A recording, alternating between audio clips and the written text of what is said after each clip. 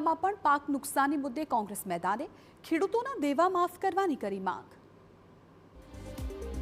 હાલ જે વિરોધ પ્રદર્શનના દ્રશ્યો જોઈ રહ્યા છો તે ગીર સોમનાથ જિલ્લાના કોડીનાર તાલુકામાંથી સામે આવ્યા, જ્યાં કમોસમી વરસાદના કારણે ખેડૂતોને મોટા પાયે નુકસાની ભોગવવાનો વારો આવ્યો છે, જેમાં ખાસ કરીને નાના ખેડૂતોની હાલત કફોડી બની છે।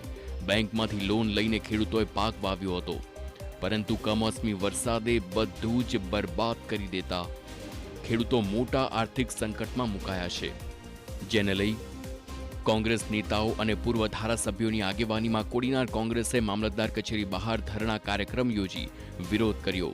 માવઠાથી થયેલા ખેડૂતોને નુકસાન અંગે કોંગ્રેસે આવેદનપત્ર આપ્યું અને નુકસાની સામે યોગ્ય સહાય અને ખેડૂતોની લોન માફ કરવાની માંગ કરી। જો કોરોનાની અંદર ધાબામાં 4 જણા ભજીયા ખાતા હોય તો એને દેખાઈ જાય છે ડ્રોન મારફત, જ્યારે આ ખુલ્લા ખેતરોની અંદર પાક નુકસાની થઈ છે તો એ સરકારને દેખાતી નથી। એટલે આ સર્વેના નાટકો બંધ કરો, ખેડૂતોને 100% સંપૂર્ણપણે 100% એમનું વળતર આપો। પાક ધોવાઈ ગયું છે।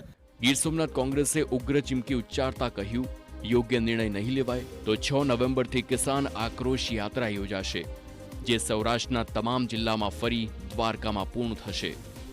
માંગણી છે કે આવનારા દિવસોની અંદર ગુજરાતના ખેડૂતોનું સંપૂર્ણ દેવું માફ કરવું જોઈએ। માફ કરવા માટે રાજ્ય સરકારે ઉદારતાથી નિર્ણય કરવો જોઈએ